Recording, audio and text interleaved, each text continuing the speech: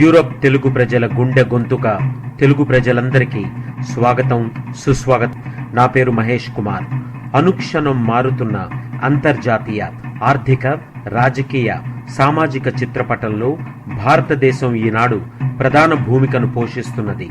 అందులో ఎంతో పరిణితి చెందిన ఆంధ్రప్రదేశ్ రాష్ట్ర ప్రజలు, నాయకులు మరియు మేధావులు వారి వారి రంగాలలో ముఖ్య పాత్రను వహిస్తున్నారు, రాణిస్తున్నారు. వీరికి సంబంధించిన నిప్పులాంటి నిజాలతో, నాణ్యమైన విషయాలతో మీ ముందుకి వస్తుంది ఆర్థిక, సామాజిక, రాజకీయ ప్రజాస్వామ్యం, the socio political and economical show of Telugu వాణి.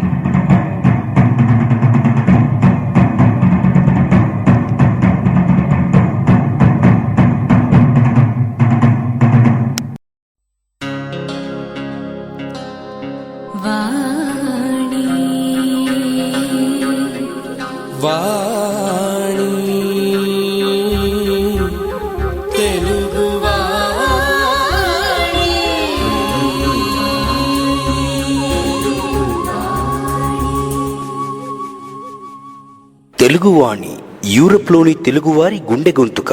నమస్కారం. బ్రిటన్ అండ్ యూరోప్ లోని తెలుగు ప్రజల గుండె గొంతుక తెలుగువాణి ప్రజాస్వామ్యం కార్యక్రమానికి స్వాగతం, సుస్వాగతం. ఈనాటి తెలుగువాణి ప్రజాస్వామ్య కార్యక్రమంలో భారతదేశ minister for state, department of finance Shri JD Seelam గారు ఈ రోజున న్యూఢిల్లీ నుంచి మనతో మాట్లాడటానికి అవైలబుల్ గా ఉన్నారు. జేడి శీలం గారు, నమస్కారం అండి.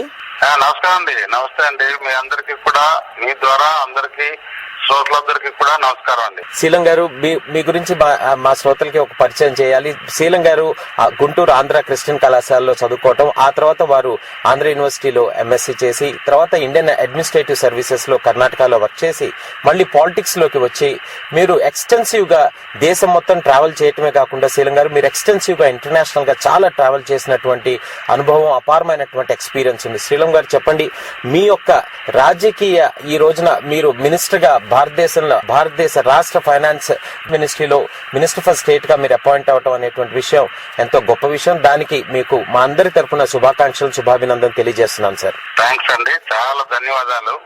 ఇది ఒక మా పార్టీలోని కార్యకర్తకు ఇచ్చినటువంటి ఒక గౌరవం, ఒక గుర్తింపుగా నేను భావిస్తాను. సోనియా గాంధీ గారు కష్టపడి పనిచేసేటువంటి కార్యకర్తకు అంటే కొంచెం అనుభవం ఉండి పని చేయగలడు అనేటువంటి నమ్మకంతో ఆ నమ్మకం నా మీద పెట్టి ఒక క్రియాశీలమైనటువంటి బాధ్యత అప్పచెప్పారు.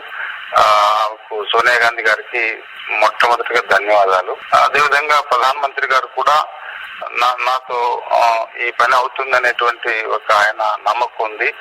తర్వాత ఆయన మొదటి నుంచి కూడా ఒక మంచి శీలం గారు కష్టపడతారనేటువంటి భావంతో కూడా ఉన్నారు. నాకు ఇంకోటి ఏంటంటే ప్రైమ్ మినిస్టర్ గారికి ధన్యవాదాలు చెప్పడంతో పాటు అపార అనుభవమైనటువంటి ఒక మంత్రి గారి దగ్గర నేను మినిస్టర్ ఆఫ్ స్టేట్ గా ఉండటం, సహాయ మంత్రిగా ఉండటం, అది కూడా నాకు అదృష్టంగా భావిస్తానండి. జేడి శీలం గారు చెప్పండి, భారతదేశంలో ఈ రోజున ఉన్నటువంటి ఆర్థిక చిత్రపటాన్ని కనుక చూసినట్టయితే ముఖ్యంగా మనం యూపీఏ ప్రభుత్వ హయాంలో జరుగుతున్నటువంటి సంక్షేమ కార్యక్రమాలని దృష్టిలో పెట్టుకొని కనుక చూస్తే కావాల్సినటువంటి వనరులు ఏ విధంగా మనకి అవైలబుల్ గా ఉన్నాయని అనుకుంటున్నారు? చాలా మంచి ప్రశ్న అడిగారండి. ఎందుకంటే మొత్తం ప్రపంచంలో చూసినట్లయితే ఒక భారతదేశంలోనే రైట్ బేస్డ్ అభివృద్ధి, అంటే ప్రతి సగటు మానవుడికి ఇదివరకు ఉన్నటువంటి అభివృద్ధి పథకాలు వాటన్నిటికీ ఒక ప్రత్యేకత తీసుకొచ్చి, అంటే హక్కు తను ప్రతి ఒక్కరికి, ఉదాహరణకి సమాచార హక్కు అంటే ఒక సామాన్య మానవుడిని సాధికారత ఇచ్చినటువంటి హక్కు, ప్రతి దానికి అతను తెలుసుకునే నాలెడ్జ్ ఇస్ పవర్ అని ప్రతి తెలుసుకునేటువంటి ఒకటి. రెండోది ఏంటంటే విద్యా హక్కు. ఈ సమాజంలో చాలా దశాబ్దాలు, శతాబ్దాల పాటు కొన్ని వర్గాల వారికి చదువు దూరంగా ఉంచబడింది. సో ఇప్పుడు రైట్ టు ఎడ్యుకేషన్ అది. అదేవిధంగా చాలా మంది పొలంలో పనిచేసేటువంటి అగ్రికల్చర్ లేబరర్స్, ఎవరైతే వ్యవసాయం మీద ఆధారపడి జీవించేటువంటి కూలీలకి ఎవరి దగ్గరైతే పొలంలో పనిచేస్తున్నారో వారి టైమింగ్స్, వారు చెప్పినట్టు నడుచుకోవాల్సినటువంటి స్వేచ్ఛాయుత వాతావరణం ఉండేది కాదు. ఈ Mahatma Gandhi employment guarantee scheme వల్ల ఆ హక్కు వచ్చింది. వాళ్ళు చూస్ చేసుకోవచ్చు టైమింగ్స్, ఎక్కడ ఏ పొలంలో పనిచేయచ్చు అనేటువంటి ఒక వారికి ఆత్మ విశ్వాసాన్ని ఇచ్చేటువంటి ఒక వాతావరణం కల్పించారు సోనియా గాంధీ గారు. ఇంకొక రకం ఏంటంటే ఇప్పుడు ఆరోగ్యం అన్ని విధాలు చూసినట్లయితే ఆరోగ్య హక్కు అని చెప్పకుండానే అన్ని సౌలభ్యాలు సౌకర్యాలు. ఇంకొకటి భారతదేశం లాంటి పెద్ద దేశం వరకు ఎంతమంది బలమైనటువంటి వారు ఉన్నారో అంత బలహీనలు కూడా ఉన్నారండి. ఎంతమంది రిచెస్ట్ ఉన్నారో అదే విధంగా పవర్టీ కూడా ఉన్నది. అంటే ఆకలితో మరణాలు ఉండేటువంటి స్థితిలో ఈ రైట్ టు ఫుడ్ అంటే ఫుడ్ సెక్యూరిటీ తేవడం అది చాలా ఒక రకమైన సురక్షితమైనటువంటి జీవితాన్ని వారు సేఫ్టీ ఫీలింగ్ వచ్చేది. ఈ అన్నిటికీ కూడా అది కాకుండా అర్బన్ గ్రోత్, తర్వాత ఈ రకమైనటువంటి ఇన్ఫ్రాస్ట్రక్చర్, గ్రామాల్లో కూడా మంచి సిమెంట్ రోడ్లు, వారికి వసతులు, ఇళ్ల నిర్మాణం ఇవన్నీ చాలా వ్యాపకంగా విస్తారంగా జరగడానికి వనరులు కావాలి. దాదాపు 6 లక్షల కోట్లు ట్యాక్సుల రూపంలో వసూలవుతా ఉన్నాయి. చాలా అంటే మంచి ఇందిరాగాంధీ వారి పుణ్యం అని బలిష్టమైనటువంటి రోబస్ట్ బ్యాంకింగ్ సిస్టమ్ ఉండడం వల్ల ఆర్థిక పరమైనటువంటి ఇబ్బందులు ఇప్పటి వరకు యూరోప్ లో గానీ, తర్వాత వెస్ట్ లో గానీ, యుఎస్ లో గానీ 2008లో 2009లో ఉన్నటువంటి ఆర్థిక మాంద్యం మనకంత ఇంపాక్ట్ చూపలేదు. కానీ ఈ సెకండ్ ఇంపాక్ట్ ఉంది చూడండి, ఇప్పుడు కాస్త కొంచెం ఆర్థిక స్థితి కాస్త ఇబ్బందిగా ఉంది. అయినా తట్టుకుంటాము, తిరుగుతుంది, మళ్ళా దాన్ని రికవర్ చేసుకుంటాం అనేటువంటి ఒక నమ్మకం అయితే ఉంది. ప్రస్తుతం we're trying all our efforts. ఈ ఒకటి రూపీ స్టెబిలైజ్ చేయడం ఒకటి, ఇన్వెస్ట్మెంట్ సెంటిమెంట్ పెంచడం ఒకటి, ఈ కలెక్షన్ ఆఫ్ రెవెన్యూస్ పెంచడం ఒకటి, తర్వాత కొంత ఈ సామాజిక రంగంలో సోషల్ సెక్టర్స్ లో ఎక్స్పెండిచర్ పోవాలి, ప్రజల వద్దకు పోయి వారందరూ ఆ ఫలితాలు పొందాలి అనేటువంటి ఒక చిత్తశుద్ధితో ఈ ప్రభుత్వం పనిచేస్తుందండి. అసలు ఇంతవరకు నేను చూశాను, నాకు 40 సంవత్సరాల నుండి క్రియాశీలంగా ఒక పౌరుడిగా ఉన్నాను. మనిషికి ఆత్మ విశ్వాసం, ఆత్మ నిబ్బరం, ఆత్మ ధైర్యాన్ని ఇచ్చేటువంటిది ఇందిరాగాంధీ తర్వాత ఇప్పుడే నాకు కనపడతా ఉందండి. తప్పనిసరిగా ఇది గ్రహిస్తారు ప్రజలు అనేటువంటిది నా ఉద్దేశం. శీలం గారు చెప్పండి, అంటే భారతదేశంలో ఉన్నటువంటి ఆర్థిక పరిస్థితిని కనుక చూసినట్టయితే ఓకే, మీరు ఇప్పుడు చెప్పినట్టు విధంగా ఈ కార్యక్రమాలన్నింటినీ, ఈ సంక్షేమ కార్యక్రమాలన్నింటినీ నిర్వహించాలి. అంటే ఏదో ఓపెన్ చేసాం అన్నట్టు కాకుండా వీటిని డౌన్ లెవెల్ దాకా, down to the most last person beneficiary దాకా కూడా తీసుకెళ్తంలోనే ఒక గవర్నమెంట్ యొక్క నిబద్ధత, గవర్నమెంట్ యొక్క అకౌంటబిలిటీ కనిపిస్తుంది. ఈ విషయంలో ఆ యొక్క నిబద్ధతను చూపించడానికి అంటే వివిధ రాష్ట్రాల్లో ఉన్నటువంటి యంత్రాంగాలు కానీ, వివిధ రాష్ట్రాల్లో ప్రస్తుతం కాంగ్రెసేతర పాలిత రాష్ట్రాల్లో ఉన్నటువంటి ముఖ్యమంత్రులు కానీ, మినిస్టర్లు కానీ ఎంత అకౌంటబిలిటీతో, ఎంత రెస్పాన్సిబిలిటీతో వీటిని నిర్వహిస్తున్నారని అనుకుంటున్నారు శీలం గారు? రైట్ అండి. ప్రతి పైసా కూడా దాదాపు జిల్లాల్లో ఖర్చు అవుతుంది. 610 జిల్లాలు ఈ భారతదేశంలో. ఇదివరకు ఉన్నటువంటి కొంత కమిట్మెంట్ చివరి మనిషి వరకు ఇది తీసుకెళ్లాలి అనేటువంటి కమిట్మెంట్ కాస్త లోపించిన మాట నిజమేనండి. దానికి అనేక కారణాలు ఉన్నాయి. కొంత వాల్యూ సిస్టమ్ తగ్గుతా ఉంది. అదేవిధంగా ఈ ఆర్టీఐలో టూ మచ్ ఆఫ్ నెగటివిజం, ఎక్కడన్నా ఎవరో ఒకరు 100కి ఒకరు తప్పు చేస్తే అందరూ అదే తప్పు చేస్తున్నారు అనేటువంటి ఒక ప్రసారం ఈ మాధ్యమాలు చేయటం కూడా కొంత కారణం అని అనుకుంటాను. ఎందుకంటే సక్సెస్ స్టోరీస్ ని ఈ ప్రజాస్వామ్యంలో మనం ప్రజల అభిప్రాయాన్ని మార్చేదానికి డిఫరెంట్ మెథడ్స్ ఉంటాయండి. ఒక ఫెయిల్యూర్ తీసుకొని వ్యవస్థ అంతా ఫెయిల్యూర్ అనేటువంటి ప్రవృత్తి ఎక్కువ కనపడతా ఉంది. అది చాలా దురదృష్టకరం. అందుకని ఇదివరకు ఇట్లాగా కొంచెం మేము పనిచేస్తే అందరికి మంచిగా చేసి ఒక సాధించాం అనేటువంటి తృప్తి అధికారుల్లో, అదేవిధంగా మంత్రుల్లో కూడా నేను చూశాను. ఈ మధ్య కాలంలో కొంత సడలింపు కలిగింది అనేటువంటిది నా భావం. అంటే అనుకున్నంతగా స్పందించి మీరు అన్నట్టు ఎన్ని పథకాలు రూపొందించినా పథకాలని సరిగా అమలు చేసినప్పుడే దానికి ఒక సార్థకత ఉంటుంది. What is the use of మన డెలివరీ గవర్నెన్స్, డెలివరీ మెకానిజం అది చేయాలనే ప్రధానమంత్రి గారు అనేక సార్లు సివిల్ సర్వీసెస్ డేలో కానివ్వండి, లేకపోతే రాష్ట్ర ముఖ్యమంత్రుల సమావేశాల్లో కానివ్వండి, ఇది చేయడం జరుగుతోంది. రెండోది ఏమిటంటే ఈ కొన్ని ఉదాహరణకి రోల్ ఆఫ్ సిఎస్జి కానివ్వండి, లేకపోతే అదర్ నామినేటెడ్ ఏదైతే ఉన్నాయో నామినేట్ పదవుల్లో ఉన్నటువంటి వారు ఈ ప్రజాస్వామ్య వ్యవస్థనే ఒక తప్పు వ్యవస్థగా చిత్రీకరించేటువంటి ఒక దురదృష్టకరమైనటువంటి సంప్రదాయాలు ఈ మధ్య జరిగింది. ఉదాహరణకి కోలు అలాట్మెంట్, దానిలో ఎక్కడో చిన్న తప్పు జరుగుండొచ్చు, దాన్ని ఆ తప్పు సరిచేయాలి. కానీ మారుతున్నటువంటి ప్రపంచంలో, మారుతున్నటువంటి ఆర్థిక వ్యవస్థలో మనం ప్రగతి పరంగా వెళ్ళేటప్పుడు అన్ని 100 పనులు చేస్తే ఎక్కడో ఒక ఇబ్బంది రావచ్చు. వాటిని వెతికి పట్టుకొని ఆ ఇబ్బందులు తొలగించేటువంటి ప్రయత్నం చేస్తే పాజిటివ్ దృక్పథం ఏర్పడుతుంది. కానీ ఇది ఉంది కాబట్టి ఆ వ్యవస్థ అంతా అంతే అని చెప్పి ఒక రకమైనటువంటి నెగటివ్ ఇంపాక్ట్ ఎక్కువగా చేశారు వీళ్ళు. ఇది రెండోది. మూడవది, ప్రతిదీ కూడా రాజకీయ అంశంగా చూస్తున్నారే తప్ప వ్యవస్థలో ఉన్నటువంటి ఇబ్బందులు, ఆ ఇబ్బందులను తొలగించి ముందుకు వెళదాం అనేటువంటి పాజిటివ్ దృక్పథం చాలా మంది దురదృష్టవశాత్తు ఈ మధ్య కాలంలో అది తగ్గింది. దీనివల్ల మీరు అన్నట్లు గవర్నెన్స్ ఇష్యూస్ కొంచెం ముందున్నాయి. చాలా ప్రగతి, అభివృద్ధి జరుగుతుంది. కానీ ప్రసారం దాని జరుగుతున్న రీతిలో పాజిటివ్ గా జరగటం లేదు. ఎక్కడో వచ్చిన నెగటివ్ జరిగినప్పుడు దాన్నే బలంగా చూపించి, దాన్నే ఒక ప్రబలంగా చూపించి, మిగతావి ఎన్ని మంచి జరుగుతున్నా అవి మనం ప్రజలకు తెలియజేసేటువంటి స్థితిలో మనం లేవు. చాలా బాధాకరం. అందరూ కూడా దీన్ని గమనించాలి అని నా ఉద్దేశం అండి. జేడి శీలం గారు, చూడండి, అంటే మీరు చాలా సీనియర్ మోస్ట్ ఐఏఎస్ ఆఫీసర్ గా వర్క్ చేశారు. రాజకీయంగా కూడా అపారమైనటువంటి అనుభవాన్ని ఈ గడిచిన ఒక 20 years నుంచి మీరు గడించటం, తర్వాత దేశంలో బాగా ట్రావెల్. సార్, ఇక్కడ అంటే నేను రాష్ట్రంలో లేను, ఇండియాలో లేను, బయట ఎక్కడో అబ్రాడ్ నుంచి మాట్లాడుతూ ఒక్క యాంగిల్లో పర్సీవ్ చేస్తున్నాను sir. What I'm saying is, ఒక ట్రయాంగులర్ డైరెక్షన్ లో కనుక చూసినట్టయితే government, media and also the other bodies that are working in India, అంటే లైక్ ఈ ఎన్జిఓస్ ఏవైతే ఉన్నాయో, అంటే నాన్ గవర్నమెంటల్ ఆర్గనైజేషన్, అంటే ఈ మూడిటి మధ్య ఒక మేళవింపును గనక తీసుకురాగలిగితే గవర్నమెంట్ చేస్తున్నటువంటి ఇనిషియేటివ్స్ కానీ, గవర్నమెంట్ తీసుకొస్తున్నటువంటి పథకాలు కానీ మీడియా ద్వారా జాగ్రత్తగా ప్రచార సాధనాలని జాగ్రత్తగా ఉపయోగించుకొని, నాన్ గవర్నమెంటల్ ఆర్గనైజేషన్స్ హెల్ప్ కూడా తీసుకొని ఎంతో బాగా ప్రజల్లోకి తీసుకువెళ్లొచ్చు అనేటువంటిది ఇంటర్నేషనల్ గా జరిగేటువంటి యాక్టివిటీ. వెస్టర్న్ కంట్రీస్ లో కానీ ఎక్కడైనా జరిగేటువంటి యాక్టివిటీ.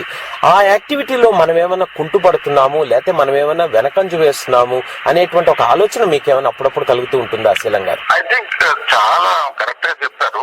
నాకే కాదు, చాలా మంది కూడా అనుకుంటారు. ఒక రకమైనటువంటి ఇది నాగరికులకు కూడా, అంటే సిటిజన్స్ కూడా బాధ్యత ఉంది. కేవలం ఈ రోజు అధికారంలో ఉన్నటువంటి ఒక కాంగ్రెస్ పార్టీ గాని, లేకపోతే ఇంకో పార్టీ గాని, కేవలం రాజకీయ పార్టీకే కాకుండా ఈ వ్యవస్థలో ఉన్నటువంటి ప్రతి ఒక్కరూ కూడా ఈ సమాజంలో మెయిన్ ఏంటి, నేషనల్ వాల్యూస్ కొన్ని ఉన్నాయి. మనం స్వతంత్రం వచ్చినప్పుడు చాలా వేరే దేశాల మీద ఆధారపడి మన తిండి గింజలు లేక ఇబ్బంది పడేటువంటి దేశంలో ఎన్నో ప్రాజెక్టులు కట్టుకున్నాం, ప్రణాళికాబద్ధంగా దీన్ని అభివృద్ధి చేసుకుంటున్నాం. ఈ దేశంలో అనేక మతాలు, కులాలు, భాషలు, అనేక అంతరాలు ఉన్నా సరే ఒక దేశంగా ఒక భారతీయత అనేటువంటిది డెవలప్ చేసుకొని గర్వపడేలాగా అందరూ సహోదర భావంతో ఉంటున్నారంటే ఈ అభివృద్ధి కూడా ఒక కారణం. అభివృద్ధికి సోపానాలు వేసింది ఎప్పుడు కూడా ఒక మంచి అందరూ అన్నదమ్ములుగా ఉండాలి. తర్వాత ప్రత్యేకంగా మన చుట్టూ ఉన్నటువంటి దేశాలతో పోలిస్తే మనం నిజంగా శాంతి భద్రతలు చక్కగా ఉన్నాయని చెప్పుకోవచ్చు. ఇంత పెద్ద దేశం అయినా సరే ఏదో చిన్న చిన్న సంఘటనలు తప్పితే మిగతా మన చుట్టుపక్కల ఉన్నటువంటి 7-8 దేశాలు ఉన్నాయి. వాటితో పోల్చుకుంటే తప్పనిసరిగా ఒక సౌభ్రాతృత్వం, ఒక సోదర భావం పెరిగింది. ఇంకా చాలా ఉంది compare to what we have achieved. ఇంకా అచీవ్ చేయాల్సింది చాలా ఉన్నది. అందుకని మనం మీరు చెప్పినట్లు not only NGOs, all institutions, judiciary, press, అదేవిధంగా మిగతా ఈ కాన్స్టిట్యూషనల్ బాడీస్, అదేవిధంగా ప్రజల్లో చాలా ఇప్పుడు ఈ మధ్య కాలంలో మంచి అవగాహన కలిగించేటువంటి చాలా మంది వ్యక్తులు ఉన్నారు. వారందరూ కూడా ఎవరైతే దేశ సంక్షేమాన్ని ఆకాంక్షించేవారు అందరూ కూడా కలిసి పనిచేసినట్టయితే తప్పకుండా భారతదేశం చేసేటువంటి పనులు వైజ్ఞానికంగా, ఆర్థికంగా, విద్యాపరంగా, వైద్యపరంగా అనేక మెట్లు మనం అనేక ప్రగతి సాధించాం. వాటిని చక్కగా మనం ఉన్నాయి, ఇబ్బందులు ఉన్నాయి అక్కడక్కడ, ఇంకా కూడా డిఫరెన్సెస్ ఉన్నాయి, ఇంకా ఆర్థిక సామాజిక అంతరాలు ఉన్నాయి. ఆ అంతరాలు తగ్గించేదానికి ప్రత్యేక శ్రద్ధ తీసుకుంటూ మనం ముందుకెళ్లాలనేటువంటి ఒక విశాల భావం ఉన్నటువంటి చాలా మంది ఉన్నారు. వారందరిని కలుపుకొని మీరు అన్నట్టు ఒక రకమైనటువంటి యూనిఫైడ్ క్యాంపెయిన్ లాగా కొన్ని గోల్స్ పెట్టుకొని ముందుకెళ్లాల్సిన అవసరం ఉంది. నాకే కాదు, మీరు అన్నట్లు చాలా మంది ఈ ఆలోచనలు పంచుకునే వాళ్ళు ఉన్నారండి. భారతదేశ ఆర్థిక శాఖ సహాయ మంత్రి శ్రీ జేడి శీలం గారితో జరుగుతున్నటువంటి ఇంటర్వ్యూ ఒక చిన్న విరామం తర్వాత మళ్ళీ కంటిన్యూ చేద్దాం. Please stay tuned.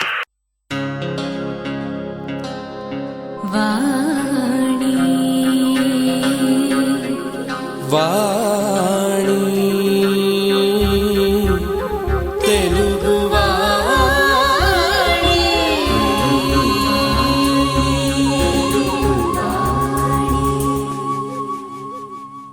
తెలుగువాణి యూరప్లోని తెలుగువారి గుండె గొంతుక. Welcome back. భారతదేశ ఆర్థిక శాఖ సహాయ మంత్రి శ్రీ జేడి శీలం గారితో జరుగుతున్నటువంటి ప్రజాస్వామ్యంలోకి మళ్ళీ ఒకసారి. సార్, శీలం గారు చెప్పండి, ఈ రోజున మీరు చరిత్రలో ఫస్ట్ టైం ఆంధ్రప్రదేశ్ రాష్ట్రం నుంచి మీరు కరెక్ట్ గా 12 మంది మంత్రులు ఆంధ్రప్రదేశ్ రాష్ట్రం నుంచి సెంట్రల్ గవర్నమెంట్ లో ఉండటం అనేటువంటిది చాలా ఒక ఆంధ్రుడిగా, ఒక తెలుగువాడిగా ఎంతో ఇది మృదావహం, చాలా గొప్పతనంగా కూడా ఫీల్ అవుతున్నాను. శీలం గారు చెప్పండి, అంటే మీరు 12 మంది అక్కడ ఉన్నటువంటి పరిస్థితి, ఈ రోజున రాష్ట్రం నెక్స్ట్ ఇయర్ కి ఎలక్షన్స్ కి వెళ్ళేటువంటి పరిస్థితి, రాష్ట్రంలో కూడా ఎన్నో అభివృద్ధి కార్యక్రమాలు, సంక్షేమ కార్యక్రమాలను జరుగుతూ ఉన్నాయి. వీటన్నిటిని విషయంలో కనుక చూసుకుంటే రాష్ట్రానికి సెంట్రల్ నుంచి రావాల్సినటువంటి వాటా ఏదైతే ఉంటుందో, పెట్టుబడులు అనండి, లేకపోతే డెవలప్మెంట్ అభివృద్ధి కార్యక్రమాలు అనండి, వివిధ మెగా ప్రాజెక్ట్స్, బిగ్ ప్రాజెక్ట్స్, వీటన్నిటిలో కూడా అంటే మీరు ఏ విధమైనటువంటి పాత్రని పోషించబోతున్నారు శీలం గారు? తప్పకుండా. చాలా ప్రత్యేకమైన విషయం ఏంటంటే చాలా కాలం తర్వాత 12 మందికి ఆంధ్రులకి ఈ సెంట్రల్ కౌన్సిల్ ఆఫ్ మినిస్టర్స్ అవకాశం కలిగింది. ముఖ్యమైన శాఖలు కూడా ఉన్నాయి. టెక్స్టైల్స్ అంటే అగ్రికల్చర్ తర్వాత ప్రధానమైనటువంటిది ముఖ్యంగా ఆంధ్రప్రదేశ్ కి సంబంధించినటువంటి ప్రధానమైనటువంటి శాఖ టెక్స్టైల్స్. అదేవిధంగా హ్యూమన్ రిసోర్సెస్ అంటే చాలా అంటే చదువు, అన్ని రకాల చదువులు, టెక్నికల్ అండ్ దెన్ వీటన్నిటికీ అసలు భారతదేశంలో భావి భారత పౌరులు ఇంకా మెరుగుదల చేసేటువంటి దానికి ఒక శాఖ. అదేవిధంగా టూరిజం గానీ, పంచాయతీరాజు, ట్రైబల్ వెల్ఫేర్, ఇవన్నీ మంచి శాఖలు ఇచ్చారు. చాలా సంతోషం. కామర్స్ అండ్ ఇండస్ట్రీస్ అంటే ఏ కోణాలు చూసుకున్న ఆర్థిక పరమైన ఎకనామిక్ మినిస్ట్రీస్ ఉన్నాయి, సామాజిక పరంగా సోషల్ మినిస్ట్రీస్ ఉన్నాయి. అదేవిధంగా నన్ను మరి దాంతో పాటు ఫైనాన్స్ యాంగిల్. సో ఈ రకమైనటువంటి మంచి ప్రాతినిధ్యం దొరకడం చాలా సంతోషం అండి. తప్పనిసరిగా స్టేట్ గవర్నమెంట్, మీకు తెలుసు కిరణ్ కుమార్ గారు అంటే ఉన్నటువంటి ఇబ్బందులన్నీ వాటిని చూసుకుంటూనే చాలా ప్రగతి, ఫార్మర్స్ కానీ లేకపోతే మహిళలకు కానీ ప్రత్యేకమైనటువంటి కార్యక్రమాలు చేస్తూ ఒక ఆర్థిక స్థితిని కొంచెం కంట్రోల్ చేసి ఇంప్రూవ్ చేయగలిగినటువంటి ఒక మంచి స్థితిలోకి ఈ రోజు కిరణ్ కుమార్ రెడ్డి గారు ఆంధ్రప్రదేశ్ ని నడిపిస్తూ ఉన్నారు. మేము 2-3 సంవత్సరాల క్రితం చాలా ఇబ్బందుల్లో ఉన్నాం. ఇప్పుడు మన పరిస్థితి చూసినట్లయితే tax collection is very high. ఎప్పుడు కూడా మనం లోన్ కి ఆ తర్వాత ఓవర్ డ్రాఫ్ట్ ఇంతవరకు తీసుకెళ్లలేదు. ఆర్థిక పరిస్థితి చాలా బాగుంది. దేవుని దయ వల్ల పంటలు సమృద్ధిగా పండుతాయని ఈ మధ్య చాలా బాధాకరం. ఉత్తరాఖండ్ లో గానీ లేకపోతే అక్కడ జరిగినటువంటి దారుణమైనటువంటి సంఘటనలు చాలా బాధాకరం. అదేవిధంగా మిగతా అన్ని రంగాల్లో కూడా ముందుకు తీసుకుని వెళ్తున్నారు ఆంధ్రప్రదేశ్ రాష్ట్రాన్ని. కాకపోతే పొలిటికల్ గా కొంచెం సెన్సిటివ్ గా తయారైంది. ఐ ఓన్లీ హోప్ మొత్తం అన్ని రీజియన్స్ వారికి ఒక సమాధానకరమైనటువంటి తెలంగాణ ఇష్యూకి ఒక పరిహారం దొరుకుతుందనేటువంటి నమ్మకంతో మేము పనిచేస్తా ఉన్నాం. తప్పనిసరిగా కేంద్రం నుండి ఏదైనా సరే ఈ మధ్య కాలంలో 2-3 సార్లు సీఎం గారిని కలవడం జరిగింది. వారు కూడా మంత్రులతో మీట్ అయ్యి ఈ ప్రాజెక్ట్స్ మీరు ఫాలోఅప్ చేయాలనేటువంటి అభ్యర్థన కూడా చేయడం జరిగింది. అందరం కలుసుకొని తప్పనిసరిగా ఆంధ్రప్రదేశ్ వరకు ప్రతి తెలుగు కుటుంబాన్ని మనం చక్కగా ఆరోగ్యంగా అందరూ ఐకమత్యంతో శాంతి భద్రతలతో ఆయురారోగ్యాలతో ఉండేటట్టు ఆంధ్రులందరికీ కూడా ఒక మంచి ఫ్యూచర్ ఉండేటట్టు చేస్తారు అనేటువంటి ఒక భావంతో వారికి ఎంత సహకారం మేము ఇవ్వగలం అంత సహకారం ఇవ్వడానికి చాలా సంతోషంగా మేము పనిచేస్తామని మనం చేస్తా ఉన్నాం. శీలం గారు, ఈ రోజున రాష్ట్రంలో ఉన్నటువంటి రాజకీయ పరిస్థితిని కనుక చూసినట్టయితే ఒక పక్క ప్రధాన ప్రతిపక్షమైనటువంటి చంద్రబాబు నాయుడు గారు ఆయన చేసినటువంటి పాదయాత్రలు కానీ లేకపోతే పవర్ లోకి రావడానికి ఆయన చేసినటువంటి ఎఫర్ట్స్ ఏవైతే ఉన్నాయంటే ప్రభుత్వ అపోజిషన్ లీడర్ గా ప్రభుత్వాన్ని ఎండగడతాం అనేటువంటి విషయంలో ఆయన తీసుకుంటున్న ఇనిషియేటివ్స్, నెక్స్ట్ ఉన్నటువంటి అదర్ పొలిటికల్ పార్టీస్ అంటే టిఆర్ఎస్ కానీ లేకపోతే టిఆర్ఎస్ ఒక ఎజెండా బేస్డ్ గా అంటే తెలంగాణ అనేది ఒక ముఖ్య ఎజెండాగా వర్క్ చేస్తున్నటువంటి పార్టీ, వైఎస్ఆర్సీపీ కాంగ్రెస్ లోంచి బయటకు వెళ్తున్నట్టు పనిచేస్తున్నటువంటి పార్టీ. ఈ విధంగా కనుక చూసినట్టయితే శీలం గారు చెప్పండి, రాష్ట్రంలో 2014 ఎన్నికలు ఏవైతే రానున్నాయో ఆ రాష్ట్ర ఎన్నికలలో కాంగ్రెస్ పార్టీ యొక్క ఇది జర్నీ ఇంటూ ద ఎలక్షన్స్ ఏదైతే ఉందో అది బెడ్ ఆఫ్ రోజెస్ గా అనుకోవచ్చా, లేకపోతే కష్టసర సాధంగా ఉందా, లేకపోతే అసలు అచీవబుల్ గోలేనా అనేటువంటి ఒక దీనికి మీరు ఏ విధంగా రియాక్ట్ అవుతారు? మీరు చాలా కీలకమైనటువంటి దశలో ఉన్నామండి రాజకీయంగా. అవును, టీడీపీ చంద్రబాబు నాయుడు గారు చాలా సుదీర్ఘమైన పాదయాత్ర చేసి ఆ పాదయాత్రలో ఎన్నో వాగ్దానాలు చేశాడు. వాగ్దానాలు అంటే అమలు కాలేనటువంటి వాగ్దానాలు చేశాడు అనేటువంటి ప్రజల అభిప్రాయం. ఎందుకంటే ఆయన 9 సంవత్సరాల్లో ఎందుకు ఈ ఒక్కటి కూడా ఎందుకు చేయలేదు అని ప్రశ్న అడగడం చాలా సార్లు మనం చూసాం. ఏదైనా సరే ఆయన ప్రతిపక్ష నాయకుడిగా ఆయన ప్రయత్నం చేస్తున్నాడు. కానీ మీకు చెప్పేది ఏంటంటే ఎంత చేసినా కూడా ఆయన మీద ఒక విశ్వసనీయత లేనటువంటి కారణం వల్ల, ఒకే ఒక్క కారణం, ఎంత కష్టపడినా ఆ తెలుగుదేశం ఎదగట్లేదు, తెలుగుదేశం లిఫ్టప్ కావట్లేదు అనేటువంటి సామాన్య మానవుడిని అడిగినా కూడా చెప్తారు. అది తెలుగుదేశం దాదాపు ఆంధ్రప్రదేశ్ లో తెలుగుదేశం అంతరించిపోయే స్థితిలో ఉన్నది అని ఈ రోజు నార్మల్ గా రాజకీయ పండితులు ఎవరైనా చెప్పగలరు. రెండోది టిఆర్ఎస్. మీకు తెలిసినట్లే తెలుగుదేశం ప్రాంతీయ పార్టీ అయితే టిఆర్ఎస్ ఉప ప్రాంతీయం. వారికి కేవలం ఆపర్చునిటీస్. ఇప్పుడు ఈయన అంతకు ముందు ఎప్పుడు కూడా ఆయన ముందు 2001 ముందు ఎప్పుడు కూడా ఈ చంద్రశేఖరరావు గారు తెలంగాణ గురించి మాట్లాడలేదు. ఆయనకి ఏదో పదవి లేదని చెప్పి బయటకు వచ్చి ఒకటి సరే అప్పుడప్పుడు ఇన్ అండ్ అవుట్ అప్పుడు కొంత యాజిటేషన్ చేయడం, మరలా కొంతకాలం తెరమరుగైపోవడం, ఇది చేస్తూ ఉన్నారు. ఏదైనా సరే తెలంగాణ మీద శాశ్వతమైన పరిష్కారం టిఆర్ఎస్ కాదు, ఏదైనా కాంగ్రెస్ పార్టీ ఆలోచించి చేస్తారు. చాలా నమ్మకం ఉంది. కాంగ్రెస్ పార్టీ కూడా తెలంగాణ ప్రాంతంలో ఉన్నటువంటి కాంగ్రెస్ కార్యకర్తలు ఎంత ముఖ్యమో మిగతా 2 ప్రాంతాల్లో ఉన్నటువంటి కాంగ్రెస్ కార్యకర్తలు కూడా అంతే ముఖ్యం కాంగ్రెస్ పార్టీకి. ఆ దృక్పథంలో ఈ ఒక సమస్యను చేసేటప్పుడు కొత్త సమస్యను తీసుకురాకూడదు అనేటువంటి దృక్పథంతో కాంగ్రెస్ పార్టీ ఆలోచిస్తుంది. తప్పనిసరిగా అందరికీ న్యాయం చేస్తుంది అనేటువంటి నా అభిప్రాయం. పోతే వైఎస్ఆర్పీలో అసలు ఆ పార్టీ ఒక ఐడియాలజీ మీద పుడితే మనం అనుకోవచ్చండి. ఐడియాలజీ ఏం లేదండి అక్కడ. ఒకే ఒక్క ఐడియాలజీ, రాజశేఖర రెడ్డి గారి మరణాంతరం వారి కుమారుడు ముఖ్యమంత్రి కావాలంటే కొంత రాజకీయ అనుభవం కావాలి, కొంతకాలం పనిచేయండి అన్నటువంటి మాటకే మరి పార్టీని భాగం చేసి నా బాబాయికి మీరు మంత్రి పదవి ఇచ్చి మా కుటుంబంలో చీలికి తెచ్చారు అని చెప్తూ ప్రతి కుటుంబంలో ఆంధ్రప్రదేశ్ లో ఈ రోజు ప్రతి గ్రామంలో చీలికి తెచ్చి కాంగ్రెస్ పార్టీని తను ఉపయోగించుకొని కాంగ్రెస్ పార్టీ ద్వారా సంపాదించుకున్నటువంటి పేరు వాటన్నిటిని కూడా విస్మరించి కాంగ్రెస్ పార్టీ లేకపోతే జగన్ గారు కానీ వారి తండ్రి గారు గౌరవనీయులు దివంగత రాజశేఖర రెడ్డి గారికి ఇచ్చినటువంటి ఆ ప్రాముఖ్యత వాటన్నిటిని మర్చిపోయి ఈ కాంగ్రెస్ పార్టీని ఒక చెడ్డ పార్టీగా ప్రజలకు చూపించేటువంటి ఒక దుష్ప్రచారం చేస్తూ ఈ రకంగా ఇంత చేశారు. రాజశేఖర రెడ్డి గారు కూడా తుది శ్వాస విడిచే వరకు కూడా కాంగ్రెస్ నాయకుడుగా, కాంగ్రెస్ కార్యకర్తగా, కాంగ్రెస్ మనిషిగా ఉన్నాడే తప్ప కాంగ్రెస్ ని విడగొట్టి, కాంగ్రెస్ ని చీల్చి, కాంగ్రెస్ ని అంతమొందించేటువంటి ఆలోచన ఎప్పుడు చేయలేదు. వీరు చేసే పనంతా కూడా వారి ఆత్మ క్షోభిస్తుందే తప్ప వీరు చేసే పనికి వారి ఆత్మ హర్షించదు అనేటువంటిది నా అభిప్రాయం. ఎప్పటికైనా వారు తప్పు తెలుసుకునేటువంటి వారే. కానీ 2-3 విషయాలండి. రాజశేఖర రెడ్డి గారు కాంగ్రెస్ మనిషిగా చేశాడు. ఏం చేసినా సోనియా గాంధీ గారితో మాట్లాడి చేశాడే గాని రాష్ట్రం ఎక్కువ డబ్బును ఆదాయం ఖర్చు పెట్టలేదు. 90% పథకాలన్నిటికీ కూడా కేంద్రం డబ్బు వచ్చింది. రెండోది ఏమిటంటే రాజశేఖర రెడ్డి గారి మరణాంతరం మరి వీరు ఇద్దరూ కూడా అంటే ఇప్పుడు జగన్ గారు కానీ లేకపోతే షర్మిల గారు కానీ చెప్పేవన్నీ అబద్ధ ప్రచారాలు. ఉదాహరణకి జగన్ గారి మీద అభియోగాలు ఏమిటి, వారు ఉపయోగించుకున్నారు తండ్రి పరపతిని, ఏదో వ్యాపారాలు చేశారు, అవన్నీ కూడా కోర్టు విచారణ చేస్తుంది. కాంగ్రెస్ పార్టీకి సంబంధం లేదు. కోర్టు నిర్దోషి అని చెప్పినప్పుడు ఆయన తప్పనిసరిగా ప్రజలు ఆలోచిస్తారు. అదేవిధంగా ఆయన 2004లో ఉన్నటువంటి ఆస్తులు 2009లో వ్యక్తిగతంగా ఆయన రాసిచ్చినటువంటి ఆస్తులు ఎలక్షన్ కమిషన్ కి తేడాలు ఎందుకున్నాయో, ఎక్కడి నుంచి వచ్చాయో చెప్పండి అని విచారణ జరుగుతాం. ఇవన్నీ కూడా ప్రజలు తెలుసుకుంటారు.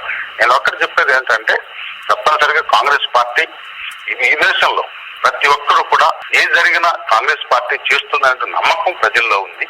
కొంత ఇబ్బంది ఉండొచ్చు, కాంగ్రెస్ పార్టీ ఓటమి గెలుపు అనేటువంటిది ఆ పరిస్థితుల్లో, ఆ రోజు ఉన్నటువంటి పరిస్థితుల్లో ఒక ఎలక్షన్ కి 4-5 నెలల ముందు ఉన్నటువంటి పరిస్థితి కూడా, వర్షాలు రాలేదనుకోండి ప్రజలు కోపంగా ఉంటారు, చిరు సంపదలతో పంటల పండి అనుకోండి సంతోషంగా ఉంటారు.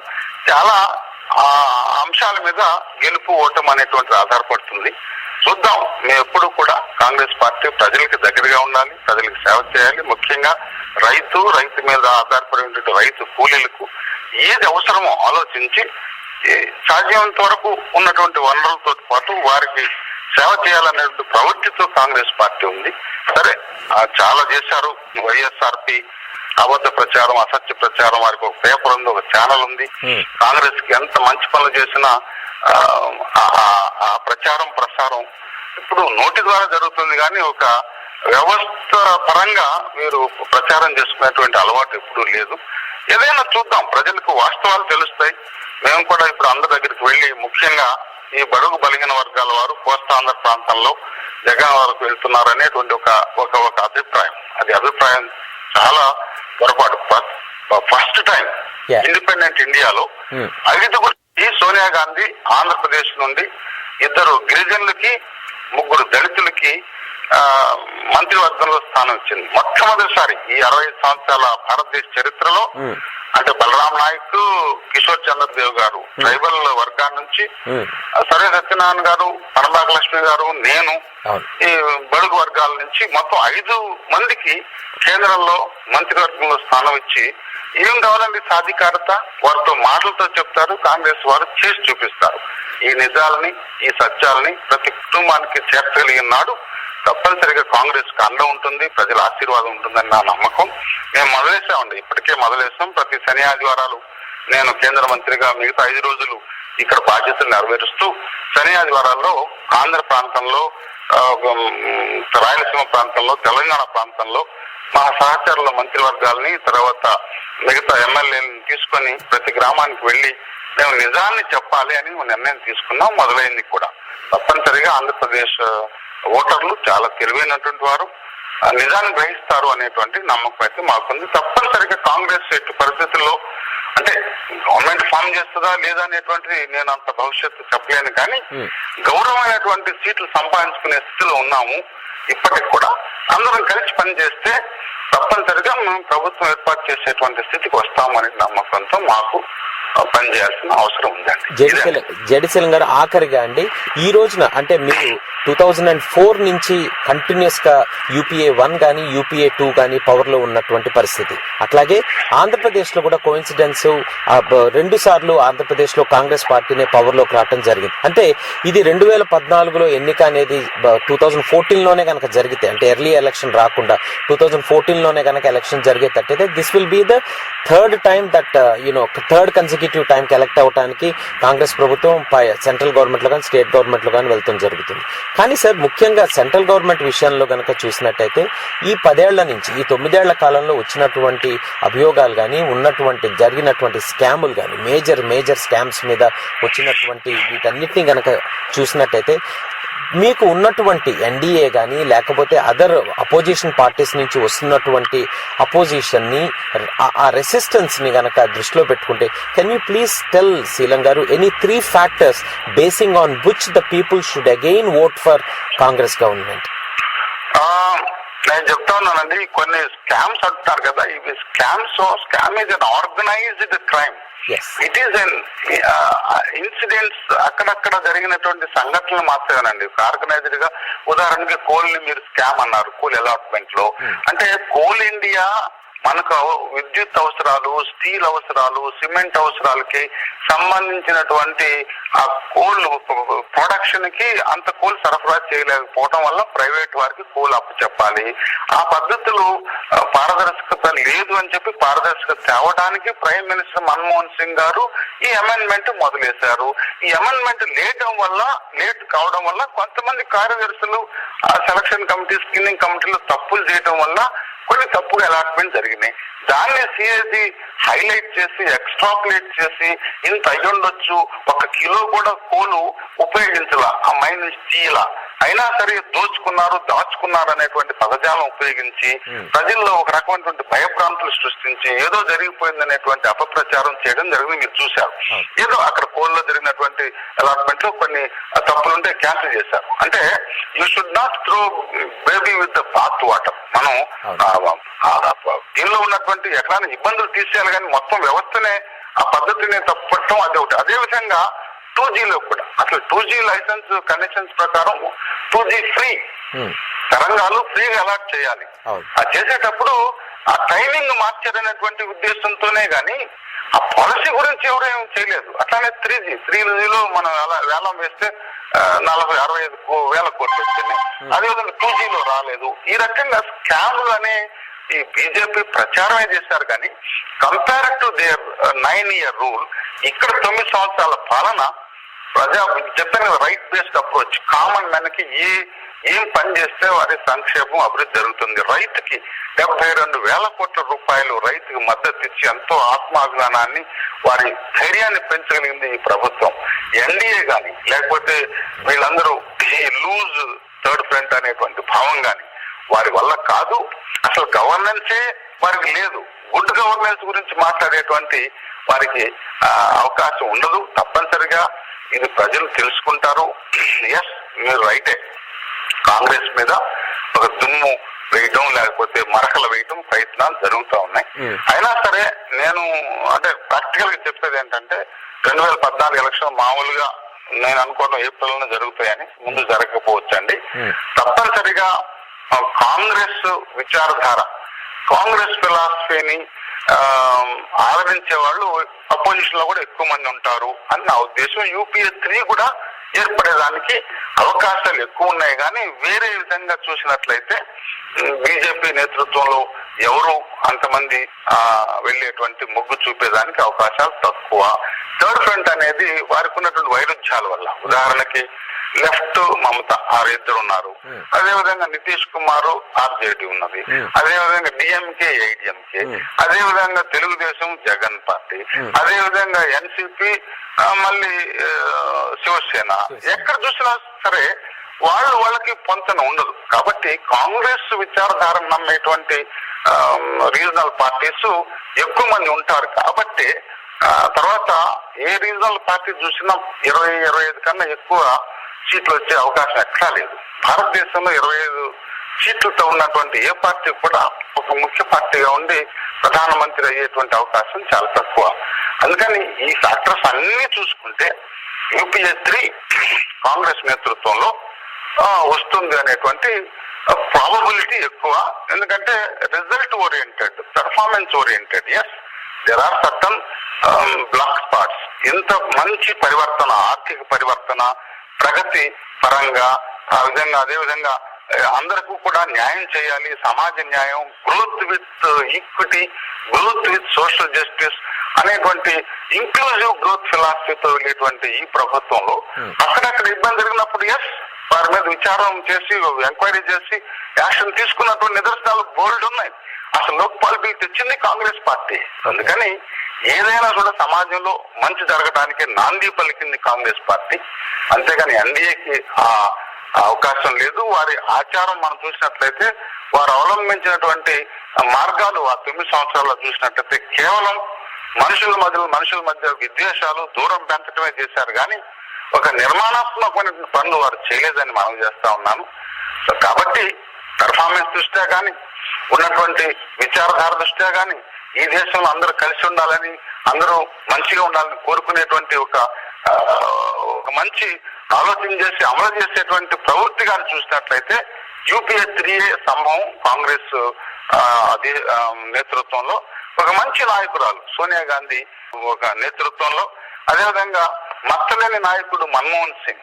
ఆయన అంటే మనం అనుకున్నంత ఫాస్ట్ గా మీరు చెప్పారు చూడండి, టక డెసిషన్ తీసుకోవాలని. కొన్ని చాలా ఈ కొయిలేషన్ లో ఆయన చాలా మంచిగా బ్యాలెన్స్డ్ గా అందరిని కలుపుకుపోయి ఎవరితో కూడా ఈ భారత నిర్మాణం అనేటువంటి ఒక మంచి యజ్ఞంలో అందరిని భాగస్వాములు చేయాలనే ఉద్దేశంతో చాలా మెచ్యూర్డ్ గా పరిపక్వం చెందినటువంటి నాయకుడిగా వ్యవహరించి ఈ దేశాన్ని ముందుకు తీసుకెళ్తున్నాడు. తప్పనిసరిగా యూపీఏ 3 వస్తుందనేటువంటి మాకు ప్రగాఢమైనటువంటి విశ్వాసం, నమ్మకం ఉందండి. జేడి శీలం గారు, అమిడ్స్ట్ వెరీ బిజీ షెడ్యూల్ మీరు తెలుగువాణి బ్రిటన్ అండ్ యూరోప్ లోని తెలుగు ప్రజలందరికీ మీ సమయాన్ని కేటాయించి మాతో ఎన్నో విషయాల్ని మా తెలుగువాణి ప్రజాస్వామ్య కార్యక్రమం ద్వారా చర్చించినందుకు మీకు మా ప్రత్యేక శుభాభినందనలు తెలియజేస్తున్నాను జేడి శీలం గారు.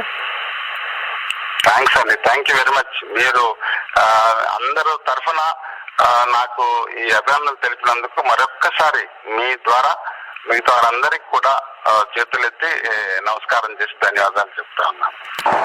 సామాజిక న్యాయం, అందరికీ ఆరోగ్యం, ఆహార భద్రత అనేటువంటి ముఖ్య నినాదాలతో విధానాలతో కాంగ్రెస్ పార్టీ మళ్లీ యూపీఐని 3వసారి అధికారంలోకి 2014లో తీసుకొని వస్తుంది అని అంటున్నారు భారతదేశ కేంద్ర ఆర్థిక శాఖ సహాయ మంత్రి శ్రీ జేడి శీలం గారు. వింటూనే ఉండండి తెలుగువాణి ప్రజాస్వామ్యం. ప్రతి శనివారం సాయంకాలం 3 గంటలకు, రాత్రి 10:15 ప్రతి సోమవారం సాయంకాలం 7 గంటలకు, రాత్రి 10:15 ప్రతి గురువారం ఉదయం 9 గంటలకు, రాత్రి 10:15 తెలుగువాణి బ్రిటన్ అండ్ యూరోప్లోని తెలుగు ప్రజల గుండె గొంతుక.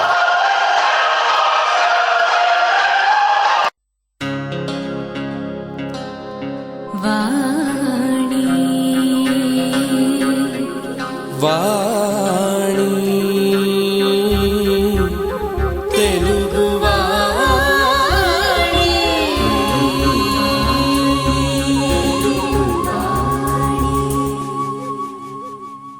తెలుగువాణి యూరప్లోని తెలుగువారి గుండె గొంతుక. యూరప్ తెలుగు ప్రజల గుండె గొంతుక తెలుగు ప్రజలందరికీ స్వాగతం, సుస్వాగతం. నా పేరు మహేష్ కుమార్. అనుక్షణం మారుతున్న అంతర్జాతీయ ఆర్థిక, రాజకీయ, సామాజిక చిత్రపటంలో భారతదేశం ఈనాడు ప్రధాన భూమికను పోషిస్తున్నది. అందులో ఎంతో పరిణితి చెందిన ఆంధ్రప్రదేశ్ రాష్ట్ర ప్రజలు, నాయకులు మరియు మేధావులు వారి వారి రంగాలలో ముఖ్య పాత్రను వహిస్తున్నారు, రాణిస్తున్నారు. వీరికి సంబంధించిన నిప్పులాంటి నిజాలతో, నాణ్యమైన విషయాలతో మీ ముందుకి వస్తుంది ఆర్థిక, సామాజిక, రాజకీయ ప్రజాస్వామ్యం, the socio political and economical show of Teluguvani.